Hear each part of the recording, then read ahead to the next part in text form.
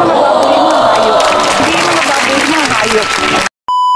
Sa mga campaign promises, dapat po pag ang politiko ay nag-promise na magbibigay ng 20 pesos per kilo na bigas, dapat ay tinutupad yon dahil binoto ka ng mga tao base sa mga sinabi mo.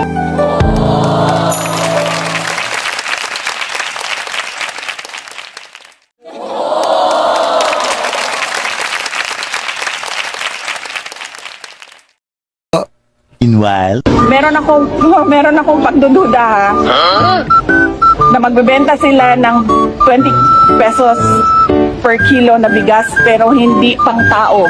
Pwede na! Panghayop. Yan yung 20 pesos per kilo na binibenta, yung pinapakain sa baboy. Hindi mga baboy ang mga hayop ng mga Pilipino. Meron akong pagdududa na magbebenta sila ng 20 pesos per kilo na bigas pero hindi pang tao, panghayop. Hindi maitago ng mga kapatid nating Cebuano ang pagsasakatuparan ng 20 pesos per kilo na bigas na programa ni Pangulong Ferdinand Marcos Jr. na inilunsad ngayong araw dito sa Cebu Provincial Capital. Kabilang na dito si Tatay Elliot, na dumating ng alas 9 ng umaga para bumili ng 10 kilo ng bigas para sa kanilang pamilya.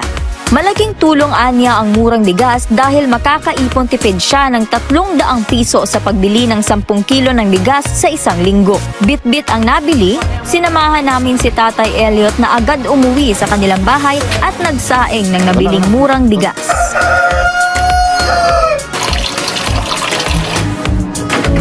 okay.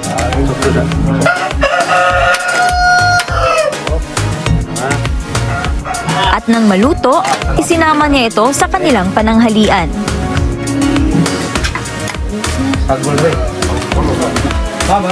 Ang masabi ko lang sa bigas na bininta kayo na 20 kilos, okay ra ang lasa. Pasok sa panlasa ni Tatay Elliot ang kalidad ng bigas. Okay. Wala kang ibang malasahan na baho o wala. Okay ra kayo sa ng lasa. Ang 20 nga kilo nga bigas nga binigay ngayon na pangako sa atong Pangulo ay okay ra. Ining bugas pero okay, mas puti oh. Dagdag pa niya, sana'y magtuloy-tuloy na ang programang ito ni Pangulong Ferdinand Marcos Jr. Itong bigas, mas okay. Sana tuloy-tuloy na itong 20 kilo. Mr. President, ang pangako mo ay binigay mo sa Visayas. Thank you very much. Maliban kay Tatay Elliot, maaga ring pumila sina Nanay Gina at Tatay Niceforo para makabili ng 20 pesos per kilo ng bigas na inilunsad sa Cebu Provincial Capital ngayong araw. Masaya ako ngayon, ma'am, kasi gusto kong bumili ng bigas na 20 pesos per kilo. Kasi ngayon, alam mo na ngayon, panahon, mahal na ang mga bilihin. Malaki na itong may tutulong sa pamilya ko. Yung ibang budget, iba na rin ang bilihin namin. Kasi maganda na itong na natupad na ni Presidente yung pinangako niya na 20 pesos per kilo ang bigas.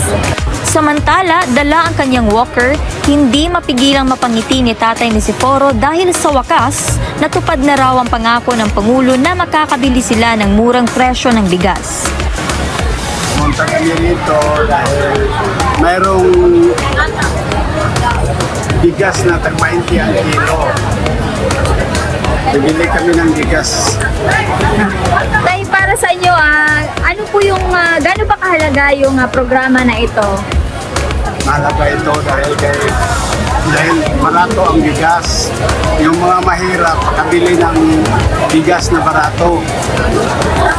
Salamat kami ni BBM na ito na, nangyari na yung